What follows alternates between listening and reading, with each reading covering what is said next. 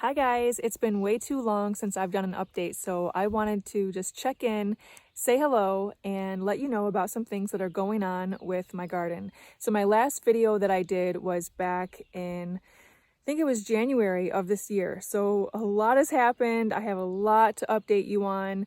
First things first, my selfie stick isn't working. My tripod is kind of malfunctioning, so this is going to be a handheld video, probably a little bit shaky.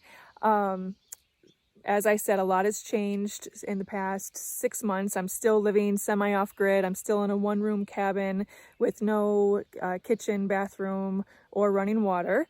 But things are good.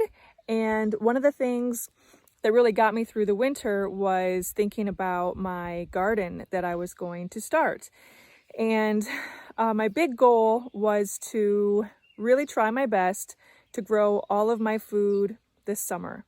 Not all of my food, most of my food, the majority of my food. So obviously there are going to be things that I'm not going to grow. I'm not going to grow coffee.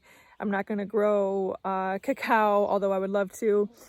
So there are some things absolutely that I'm still going to buy at the store. But when it comes to things that I buy at the grocery store all the time, I want to grow those things myself. So in deciding what I was going to grow, I just thought about what is it that I buy all the time when I go to the grocery store. What do I not like to be out of? And those things were potatoes, carrots, peppers, all kinds of different bell peppers, leafy greens, and broccoli, and tomatoes. So even if I'm not getting fresh tomatoes, I'm always using tomato sauce. So that's what I decided to do. Also onions and garlic, because I put onions and garlic in everything.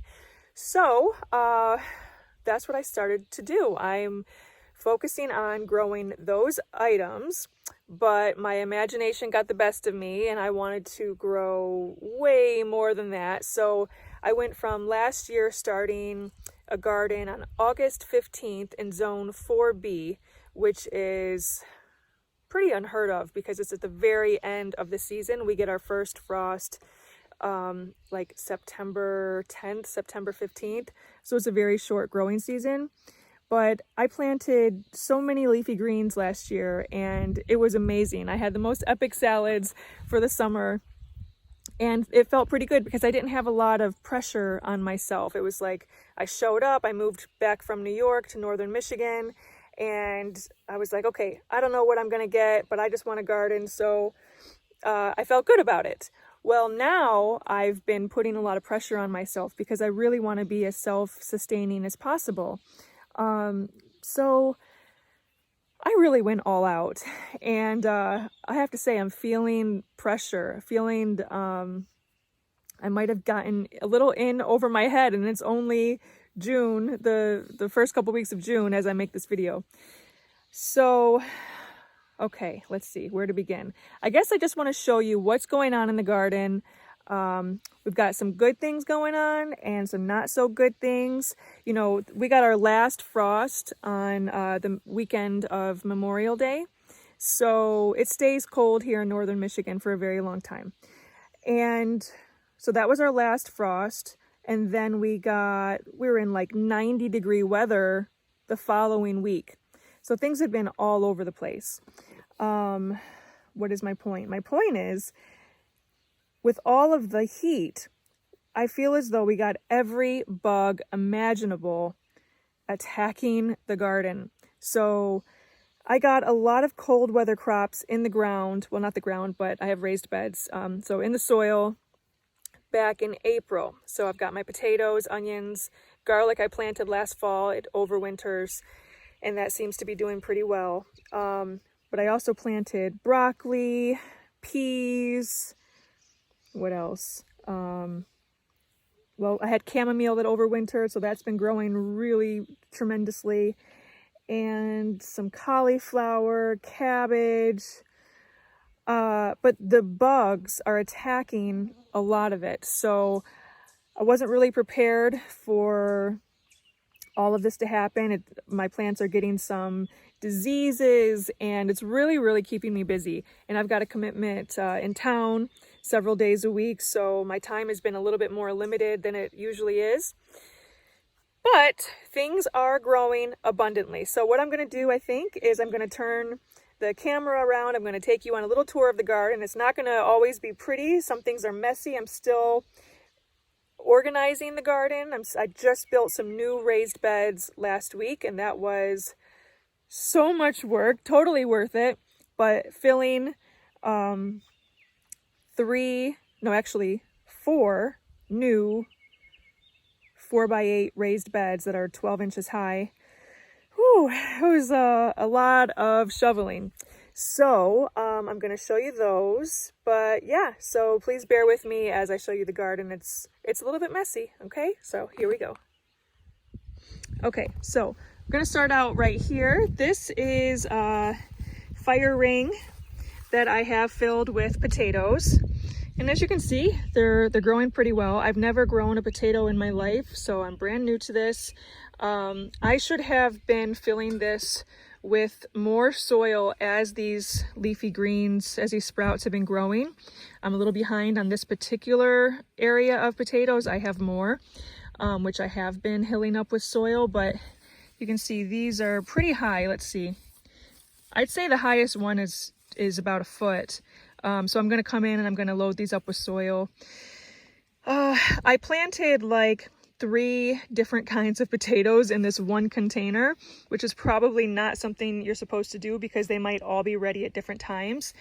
But I had extra potatoes sprouting and I just didn't want them to go to waste. And I eat so many potatoes. So I want this to last me not just, you know, at the end of summer when everything becomes available, but I want to put it away and store it so that it gets me through the winter and hopefully through some of next summer.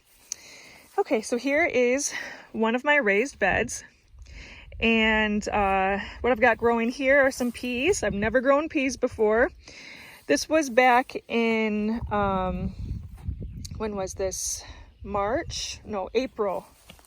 Oh my goodness, this is the first flower. Wow, I just saw this for the first time. This is the first pea blossom. That's really beautiful. So great every time I come out to the garden. I don't know what I'm going to find because things just grow so fast. I really can't believe it. But I was super desperate just to get things growing because our winter here is so long, and back in March, early April, it was still just, we'd have some warm days, some freezing days, and I just wanted to get things planted. So I knew I was going to do peas, but I didn't have a trellis. So I found this in our yard. Well, you know, we've got, I call it a yard. It's quite a big area of land. This was a door to like a dog cage or something. So I just took the door off because nobody's been using it for years. And now that's a makeshift trellis. So it's been doing pretty well, but now the peas are outgrowing it. And as you can see, this guy's looking for something to clasp onto and he doesn't have it. So I've got to work on that. I'm probably going to put some bamboo stakes on each end and then wrap some jute string around it so that the peas can keep climbing up. I should have known better. I was just really impatient and I wanted to get my garden planted. So those are some of the peas, not all. Now here is something that's not looking so beautiful, but this is some overwintered spinach. So what's happening right now is it's going to seed, which is a part of its natural life cycle. And you can see down there, I've got a little ant bait because it had some ants really, really loving the seeds. I think because they produce pollen and it's sweet. You can see a bee over there right now. I don't know if the camera can capture it, but anyway, so I'm letting it kind of dry up because this spinach was left from the summer before. And when all the snow melted from these beds, the spinach was like down to here. And I was so excited because it was still green. And I realized I could actually clip it and use it for salads because the snow kind of froze it and just sort of made it dormant. I'm not exactly sure what the process is, but basically it's not like it went away and then came back. It just sort of was preserved by the snow. When the snow melted, everything started growing tremendously, and these spinach leaves were ginormous. They were so huge and beautiful. I had lots of salads with them. But then the weather got so hot that what happened was the spinach started to say, okay, we're done with our life cycle, so now we're going to produce seeds. So these are all the seed buds or pods. And I'm a little anxious to get this part over with because I want to use this area. I'm not able to eat the spinach anymore. We also had a problem with grasshoppers. This whole garden area, which I share with my brother and his fiance, the grass was very, very long in the whole garden for a very long time. So what happened was grasshoppers made a home there, and the grasshoppers loved my spinach, and they do something that's really disgusting. When they eat the food, what they do is they throw it back up, and it gets all over the food, and that is their mechanism to make food very undesirable for the next predator. So it's their way to preserve their food source, and it does a good job because I sure didn't want to eat the spinach afterwards. So, okay, that's the spinach. I'm gonna figure out what I need to do to save the seed. I mean, it might seem self-explanatory, but I don't know exactly how long I have to let it dry on the stalk. If I could just start taking it now, if I could cut the stalk off from the bottom and then hang it, you know, and put it in a paper bag or something. I'm not really sure. So I've got to do some research, and I want to get rid of that and plant something else there, which I'll figure out what that's going to be. Okay, so this whole row, these greens here are more potatoes. These ones are russet, I think. Yeah, so I've got I've got 1.5 rows of russet potatoes, and I've already hilled these up. You can see they're growing super large. I don't know if that means there's a lot of potatoes growing or not. We'll see. I sure do hope so. And this is more spinach, which is this is the last one to be bolting. The seed pods haven't formed yet, but I'm pretty much done with the spinach because, yeah, like I said, the grasshoppers have pretty much destroyed it. So, okay, so we've got potatoes, overwintered spinach, and peas in this bed. Over here in this bed, we have more potatoes. So this is a row of potatoes. This is a row of potatoes. I can't remember the exact name of the kind, but they are a purple/red type of potato. And I lined most of my beds with onions. And the way that onions grow is really just fascinating to me. Like I said, I'm a new gardener. Last summer, I pretty much planted mostly leafy greens. I planted radishes, broccoli, kohlrabi, but I broadcast the seeds so thickly and I never really thinned them out that I mostly just had broccoli greens, kohlrabi greens, beet greens, and not a lot of actual the fruit of those crops, which was fine for me. I wasn't expecting much. It was a lesson learned. You can't plant broccoli 1 inch apart from each other. It just doesn't work, but you can eat the greens if that's how you want to harvest them. So that's what I did. So this year I'm really upping my game a little, and I'm planting all sorts of different things. So these are onions. These were started from, I always get it confused. They're the bulbs, these little tiny bulbs that you just push into the ground. I think those are called starts. So it's basically a second year onion, and most of them are doing well. Some of them are starting to flower, which from what I understand, you don't really want them to do if you want it to form a bulb. I might let some of them flower just because I've heard that the flowers are edible and nutritious. And so if you want to let some of your onions flower, what they'll do, you can eat some of them, and you can also let some of them go to seed, so you can save those seeds for next year. But I definitely don't want most of my onions to do that. So what you got to do is come in and clip off the top. There might be a certain length that you're supposed to leave it, and I can't tell you what that is. I've read it, but I have to look it back up. So I'm a little bit behind on some of the caretaking, but I've been really busy taking care of the garden, but I'm sort of stretched really thin because, like I said, I got 4 new raised beds in this garden, and I also have 2 other raised beds on a different part of the property, and I'll show you those too. So anyway, but here's the onions, looking really good. This is some chamomile that I transplanted from my other bed right there. And you can see how much chamomile is growing. It's insane, but I'm going to get back to that.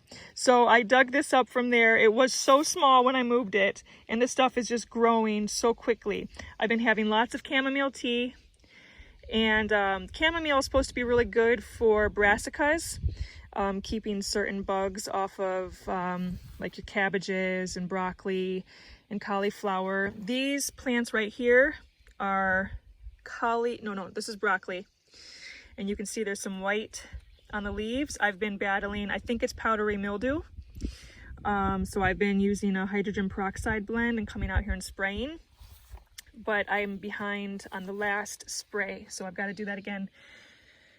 And you can see it's there too, which is really frustrating, but from what I understand, it happens. It's just not it's gonna hit crops, and the idea is just to get in there early and spray your crops with something, you know, natural and organic, if that's what you're into, which I am, so that you can manage it before it becomes a problem.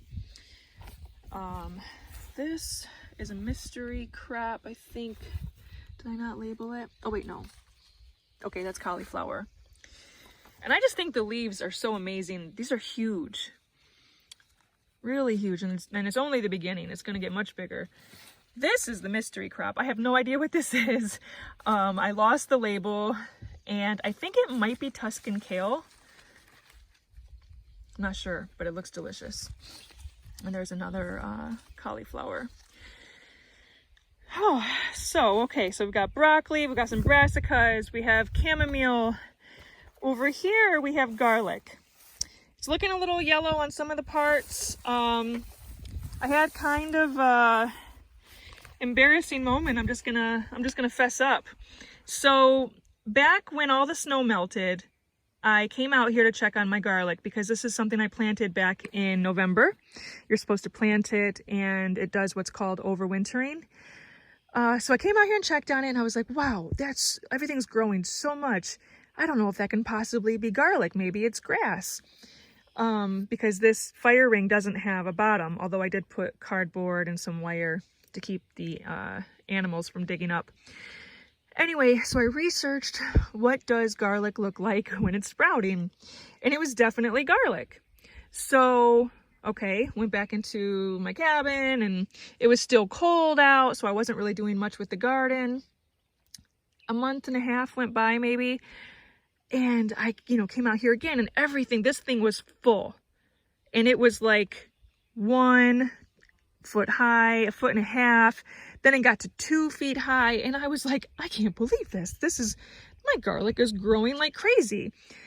Then it started developing these, kind of a flowery tip. And the kind of garlic that I planted is called Moroccan Creole, I think. And they develop what's called scapes. It's a hard neck type. So I'm like thinking, well, maybe those are the scapes, and I know I have to cut those off. And so I'm researching, but none of the scapes that I found looked like the flowers that were developing. So long story short, it turns out while I did have garlic, which is this, all the greens that were in here and growing to be like 3 feet high were actually wheat. It was hay. So I had mulched all of this area with straw. And as you probably know, and I might not say this exactly right, but the difference between straw and hay is that, well, straw is sort of like the dried version of hay, and it doesn't have the seed, but sometimes it might have a little bit of seed. So I think what happened was the straw did seed into the soil, and it sprouted. So I finally went in and pulled all that out once I realized it. So I have a much thinner, well, I can't call this a harvest yet because I don't know if any bulbs are forming, but still hasn't formed any scapes. So I don't know. The hay might have really messed it up because garlic does not like to compete with weeds. Anyway, fingers crossed that I get some garlic because I was very, very excited about that. Okay, so here is just a little galvanized metal container that I planted. Didn't plan for it to be at this exact location, but I haven't really found a spot for it. All of this is broccoli rapini, and you can see that it's growing the little broccoli heads. This one doesn't form a large head, it's these little side shoots, but I feel like they're supposed to be bigger than this. And you can see all the flowers are falling. Our weather has been so crazy here. I mean, it's really gone from 90 degrees to 40 degrees. And so I think the heat caused everything to grow really quickly. And oh, look, I'm finding a bug. What is that? So many bugs. Oh, what is it? Oh my goodness. Okay, well, speaking of bugs, this was much more flourishing. You see how all of these little things are empty? Those used to be broccoli heads. I used to have a lot more broccoli on here. And I came out here and I saw a little red and black bug. It almost looked like a ladybug. It had a hard shell, like a back. It wasn't super large, but it did give me a bad feeling, but I wasn't exactly sure. Well, I should have killed it. Well, sorry, I should have removed it from my plant. I did not. And I saw it out here a couple times, but I was just distracted with other things. Then I started coming out here and noticing that all of these stalks were empty. And it used to have broccoli on it. Well, the bug, I looked it up, is a harlequin bug, also known as a stink bug, and it eats the heads of broccoli. So, same over here. All my broccoli's gone. And I don't know what to do, if I should just pull this plant up, or if I should let it go and maybe it'll grow more, if I can eat the flowers. You know, I would love for this to be super informative and for me to be telling you like, oh, the flowers are edible, it's so good. But I just don't know. And my time has been stretched so thin, I still have to find out. But this was my best broccoli plant. I was so excited about it. I was so excited. It was just flourishing and beautiful. I did a little experiment. I planted it next to some peas and it's a little crowded. You can see, and I'm just seeing for the first time, the peas are getting flowers. Different kind of pea. Really beautiful. Never grown peas before either. Very new gardener, so I'm being very ambitious here. I also did some, now these are onions from seed. One of the peas grabbed onto it, so it's kind of stuck. But these were from seed, and they're not as thick as the other ones, but that's okay. These are first year onions. The other ones were second year onions. So they're looking pretty good. I probably planted over 100 onions. Okay, moving on to this bed. Look at all of this chamomile. Isn't this insane? I don't know if you can really, if it's really capturing how large it is. So basically this chamomile I planted last summer in August. Last summer it never got flowers because it only had like a month and a half to grow before frost and all that. So I thought that I was being a bad gardener when I didn't kind of like tear everything up out of my garden beds and prepare the soil before winter hit. Chamomile is one of the things that was left and I just kind of left it there. So when the snow melted, I came out and I was so excited because just the greens were still here and they were like, I don't know, they were, I'm going to say maybe 4 inches high. And I was thrilled. I just couldn't believe, it just seems like a miracle what plants can do and what they can live through. This bed was full of snow. I mean, several feet of snow. Okay, so we're basically looking at a month and a half later. These flowers are the stalks are so big, they're falling over. I don't really know what to do. I don't know if I should stake it up. There is something going on with the roots. They're a little yellow down there. And there are some spider mites that I've been spraying with peppermint spray, peppermint and rosemary. But it's, I haven't been super consistent with it. So they haven't gone away yet. Which is really sad because, well, I still, like, I'll wash the flowers, soak them in a little bit of vinegar, and then make a tea because I'm boiling the water. I think that's okay, but it's just kind of like, I just feel like with so much of my stuff right now, you know, I could come out here and have like a broccoli leaf or a cauliflower leaf, but it's got all like the powdery mildew, the spinach had grasshoppers. There's just so much right now that I feel like is growing, but that I can't eat. And that's part of how I stretched myself a little too thin. If I wasn't trying to grow so much, I would be able to tackle more, probably. All of this was also, but for the record, onions, radish, onions, radish, onions, radish. Here's one of the radishes, but it's super tiny. But I've harvested most of the radishes, so those are gone. And I will be planting more, just haven't done it yet. These are radishes, but they just didn't really do very well. And they're all, you can see the leaves are all eaten up. I'm just battling so many bugs. Over here, this is crimson clover that I planted. I'm just kind of messing around with some different, you know, flowers mixed in with my vegetables. These are carrots. They look like they're doing pretty well. Planted those back in May. Let's see. So, all right. Got lots of chamomile. I've got dill, which I think is doing pretty well. So part of what I was trying to do was, well, I wasn't planning on this chamomile even being here, so it wasn't part of my plan. But since it was, I decided to work around it. And I am pretty fascinated by companion planting, which is the idea that some plants will help other plants, not directly, obviously, not like on purpose. It's not like the plants are trying to do it, but maybe a bug really doesn't like the smell of dill. So that bug might have normally been attracted to, let's say, broccoli. So since the dill is here, the idea is that that bug that likes broccoli but doesn't like dill, it won't come around. So I'm sure that works in many cases, but I've still got a lot of bug infestation problems. So I don't know. I feel like, you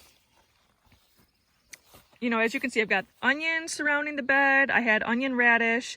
I have beets over here, but they're not really doing so great. The chamomile also is so large that it's falling over and shading some of the vegetables that I planted. So let's see if I can show you. Oof.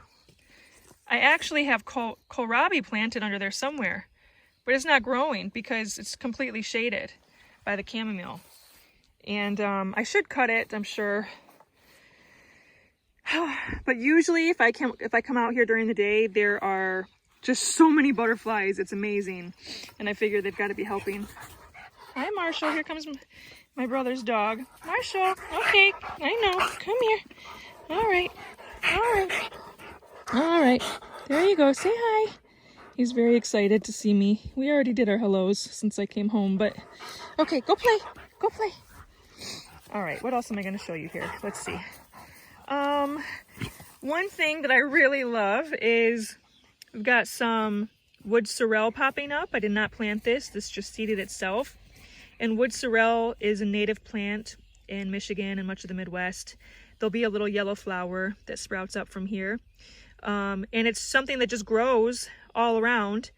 And I forage it and I put it in salads and all that. You can tell that it's wood sorrel by the heart-shaped leaves. If you plan on going to forage for it, definitely do your own research so you're prepared. But heart-shaped leaves are one of the aspects of it. And it's delicious. I've got a couple of them growing. This is a cauliflower. That's some rosemary. I actually got that from, it's a transplant that I got from the store. Almost everything is from seed, but I saw the rosemary and I thought, you know what, that's going to help my cabbages, so I'll get it. This is a radish that has gone to seed. So it was so hot. I should have picked it because it was one of my best radishes, but I let it go for too long.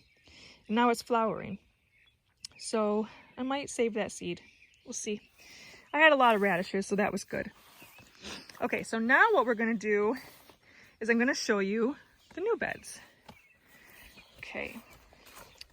This is one of the beds. Well, I'm very excited about all my beds. I'm super excited about sweet potatoes. So these are all sweet potatoes that I have planted in here.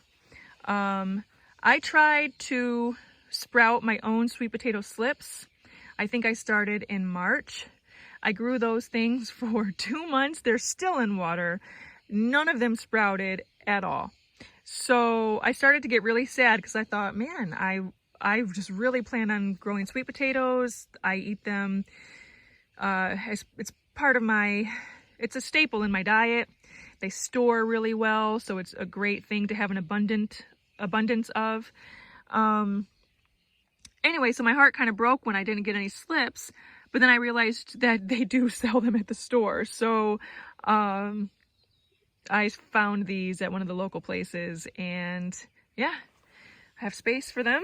So I've got 20, let's see, 2, 3, 4, 5, 6, 7, 8, 24. I have 24 slips in here.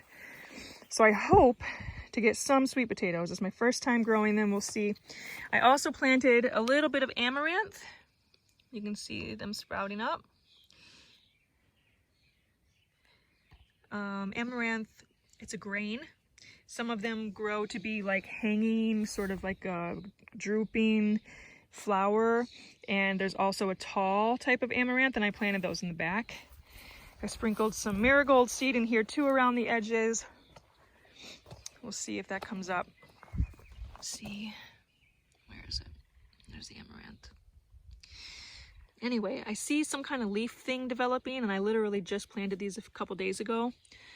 So that's making me nervous. I see ants crawling around. So many ants, I just don't know what to do. Here's another new bed. I'm very, very excited about this. These are all tomatoes. I have no idea why I planted about 30 or 40 tomato seeds. I really just don't know what I was thinking. It was March. I was freezing. I just can't really quite explain how cold and dark Michigan winters are and how long they are. It was March, and I just started planting seeds, and I just wasn't thinking straight. So this is one tomato bed. This row right here, I've got 5 tomatoes. These are Cherokee Purple heirloom tomato. Now, mind you, I've never grown a tomato before. This row over here is tomato Borghese, which is kind of like a grape-sized tomato. And I've got 5 of those. I lined this bed with onions that I planted from seed. A lot of them are little red onions. Some of them are bunching onions. All different kinds. So I have big hopes for these tomatoes. And then I have some store-bought mint and basil. I bought those just, you know how they sell those little kitchen countertop herbs? It's that when you're cooking, it's like, oh, keep these on your counter. So I did that, and then I was like, you know what? I'm putting these in pots, and they can help my plants. I grew mint and basil from seed as well, but they're still small. So it's going to be a while before they're as large. And yeah, I'm going to have a lot of different herbs. Same thing with the thyme. So pretty. Okay, oh, and there's some lavender, which ever since I put it in this bed, when I took it out of its container, it just looks a little dry. This whole bed needs to be watered. I just got home. So, okay, here we have another bed, which is brand new. These are more tomatoes, and then a couple tomatillos and peppers. So here's the tomatillos. I'm seeing a little leaf thing, so I'm gonna have to tackle that so it does not become a problem. And this tomatillo is just so beautiful. Okay, and then I've got more Cherokee purple, more tomato bourgeois. Down here, these are still waiting to find a home. This is sage I grew from seed, lemon basil from seed, another tomato plant, and this is more lemon basil, more onions. All right, so I literally don't even know if these things need to be staked or trellised or anything. This is gonna be a big experiment for me. Okay, and then here we have some little tiny jalapeno peppers. I've got 2 of those, which are super small. I'm not sure if these are gonna grow much because I planted these back in March, and this is still how small they are. So it was really cold in the cabin, and peppers need a lot of heat. So I'm not sure. We'll see. They might be stunted, but fingers crossed. Okay, I'll take you to one more bed.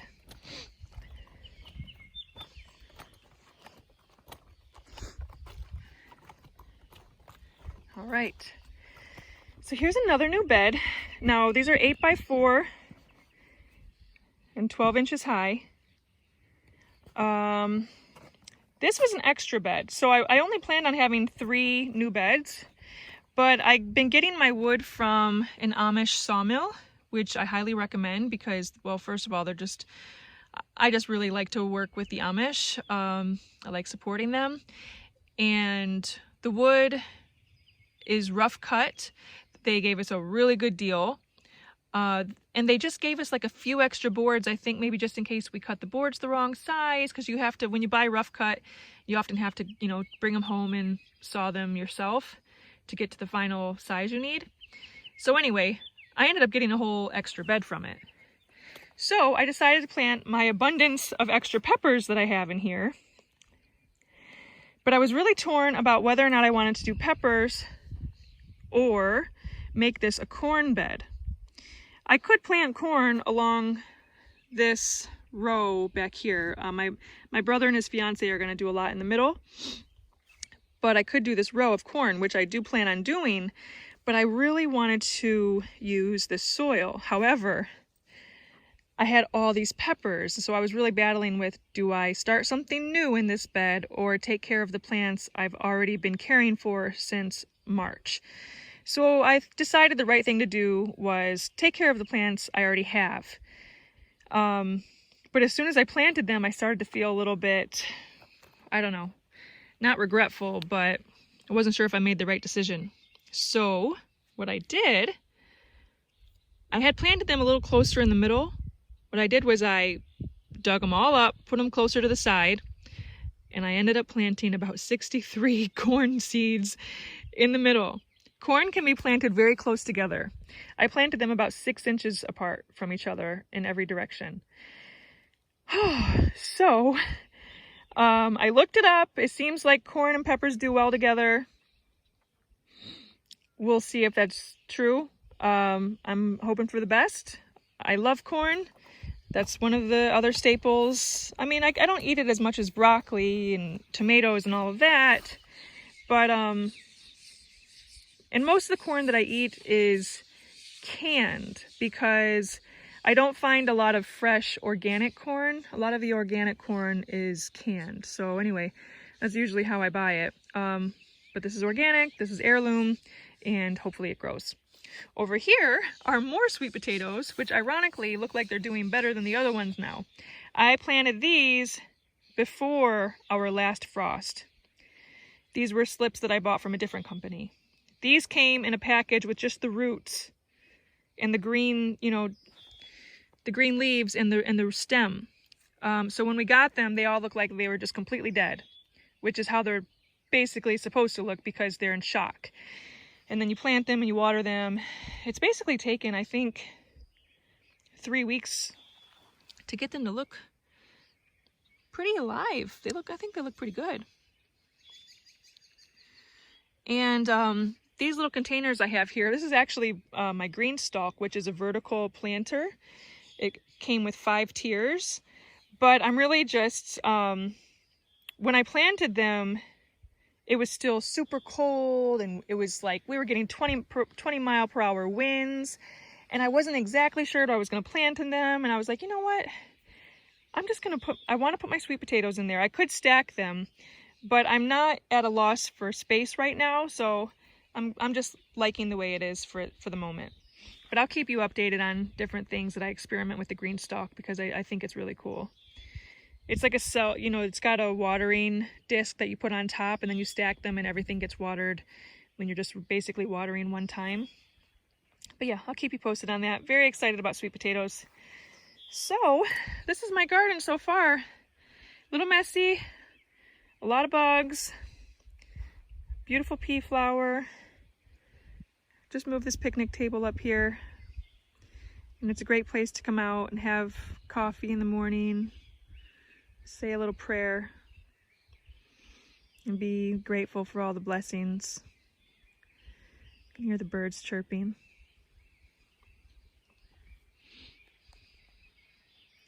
And turn this around. So that was quite a long chat that I had. I wasn't exactly sure how long that was going to last, but I've been wanting to update you for quite a long time. I will be doing another video soon. I'm going to keep you updated on the garden and all the other things that are going on here at the homestead. So thank you so much for tuning in, and I will talk to you next time. Take care.